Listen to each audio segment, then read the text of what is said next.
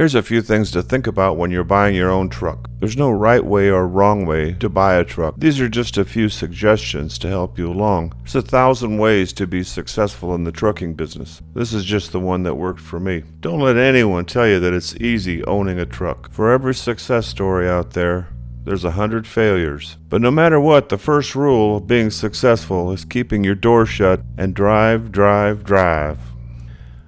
You won't make any money in the trucking business unless those wheels are turning. Some things to consider if you want to become an owner-operator. Most likely, you will start out with a truck payment.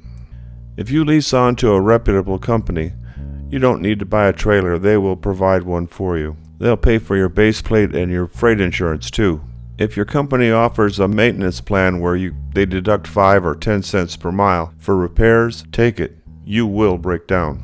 I wouldn't recommend buying a truck from a friend or the company that you're driving for right now. You will lose your friend, and companies don't usually sell them unless they're costing more to operate than they're making. Plus, their purchase agreements are 100% in favor of them.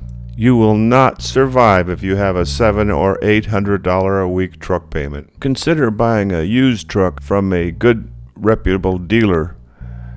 Even the big truck companies sell used trucks, and they all come with a warranty. About $2,000 a month is a good payment that you can live with. Don't buy a new truck.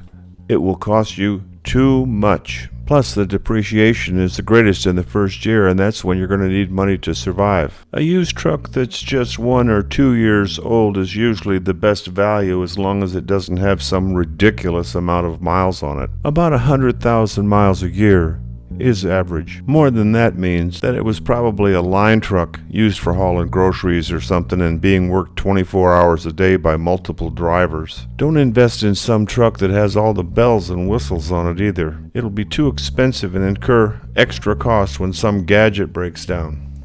I'm not saying that a little bling is a bad thing, but you can add it as you go along. Give yourself a little reward now and then. Start out with your expenses. You will spend $3,000 per month on diesel fuel. And when you're making out your budget, don't forget to factor in the diesel exhaust fluid. You will use about 10 gallons or more for each fill-up, and the cost is about $3 per gallon when you buy it at the pump. When you figure out what your operating expenses are going to be for the month, some drivers will divide 4.6, and that's how much that they're going to need every week just to break even. Once the money starts rolling in, and it will, don't go out and buy a new car or a boat or any other frivolous item right away. Sound advice is to open up a savings account. You should have about $10,000 in your savings account for emergencies. If you have a major breakdown or if you get injured, you're going to need some money until you're up and running again. Well, these have been just a few things to think about so as not to be disillusioned into thinking that it's going to be something easy.